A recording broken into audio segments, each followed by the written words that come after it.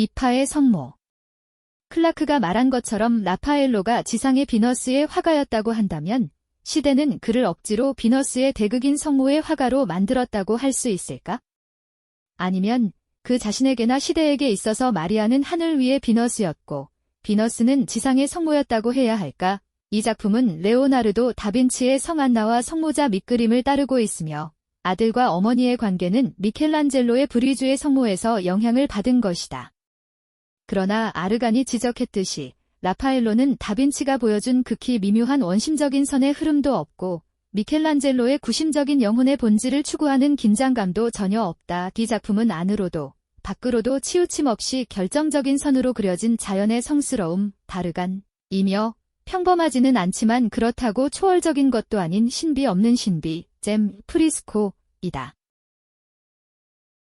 푸른 들판의 성모. 이 작품은 피렌체에서 고전 양식을 익히기 위한 성모자 피라미드형 구도의 세 번째 작품으로 그 궁극적인 완성을 보여준다. 라파엘로는 여기에서 레오나르도 다빈치의 성안나와 성모자의 제1한 카르툰, 런던 내셔널 갤러리과 제2한 유체, 파리 루브르 박물관을 모두 참고하고 있지만 그로부터 내용적으로는 더욱 철저히 결별하고 있다. 공간 속에 기념비적으로 배치된 원추형 형태는 정말로 고전 양식의 완성을 연상하게 한다. 동시에 A. 마리아 브리치오가 말한 것처럼 모든 아카데미즘을 만족시키는 구도의 과학과 가장 대중적으로 수용되기 쉬운 미적 조화를 동시에 달성하고 있다. 레오나르도 다빈치의 생동감 있는 형태나 감정의 반짝임은 완전히 제거되고 대낮의 명료함으로 표현된 신의 은총만이 이 작품 속에 존재한다. 그렇기에 이처럼 신앙심 깊은 대중에게 쉽게 사랑받는 신앙화는 드물다. 카니니의 성가족. 앞의 두 작품은 본질적으로 움브리아 종교화와 유사한 유형에 속한다. 그러나 이 작품은 훨씬 높은 예술적 기교적 수준을 보여준다. 이 시기부터 라파엘로는 익힌 피라미드 구도를 더욱 복잡하게 구성하고 인물을 늘리는 방식의 연구에 몰두했는데 이는 무덤으로 운반되는 그리스도에서도 볼 수 있는 시선과 동작의 얽힘을 통한 감정 표현으로 이어지며 성숙도를 더하고 있다. 피라미드 정점의 성 요셉은 미켈란젤로의 톤도 도니에서 영향을 받은 것으로 보이며 전체 구성은 다빈치적 구조와 미켈란젤로적 모티프가 고도로 융합된 결과다. 이 안에는 뛰어난 장인 정신과 지적인 깊이, 고상한 분위기가 담겨 있어 이후 아카데미즘의 원천이라 할 수 있는 수준에 이른다. 피라미드 형식은 배경의 성관에도 반복되어 음악적 리듬을 만들며 마치 번개처럼 왼편 위로 사라진다. 이는 푸생적 조형의 정수다. 포리뇨의 성모, 성스러운 대화. 라파엘로의 성모 재단화 구성은 뚜렷하게 진보하고 있다.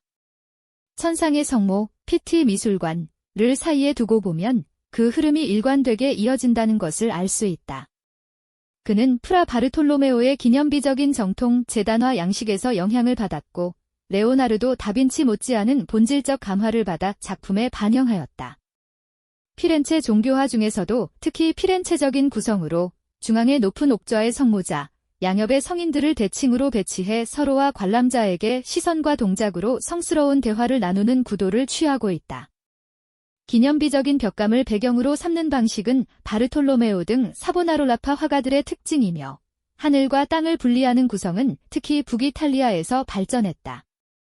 라파엘로는 로마에서 북이탈리아 화가들과 교류하며 피렌체 화풍에는 없던 환각적 요소를 이 작품에 도입했다. 마리아의 결혼. 베렌소는 라파엘로의 가장 큰 천부적 재능은 공간 구성에 있었다고 말했는데 이 작품이 라파엘로가 20세 전후의 나이에 움브리아에서 그린 것이라는 점만 보더라도 그것이 단순한 전통이 아니라 천부적인 본질이었음을 알 수 있다. 이 작품은 스승 페루지노의 베드로에게 열쇠를 수여함, 바티칸 궁을 본떠 그린 것이지만 라파엘로는 이를 간결하고 본질적으로 재해석하여 공간 그 자체의 원당 형식이 가지는 강한 집중력을 부여하는 데 성공하고 있다. 페루지노나 콰트로첸토 움브리아파의 관용적인 화법에 반하는 요소는 전혀 없으며 경건하고 조심스럽고 순결한 종교화의 원칙을 충실히 따르면서도 모든 것을 새롭게 바꾸고 있는 것은 바로 원당을 중심으로 동심원처럼 퍼져나가는 원환 상구성이다. 이 구성은 음악적이면서도 기하학적인 일종의 추상적인 율동의 힘을 지니며 바닥의 부석 디자인과 인물들 모두가 이 원환의 중심 구조를 형성하는 기둥 역할을 하고 있다. 아테네의 학당 부분. 교황 율리우스 2세는 거실 벽에 인류의 지혜와 덕을 표현하고자 하여 신학의 논이 맞은편에는 철학자들이 모인 장면을 그리게 했다. 그러나 신격화된 중심 인물이 빠져 있었기에 라파엘로는 장대한 아치형 천장을 중심에 배치함으로써 공간 자체를 주인공으로 삼았다.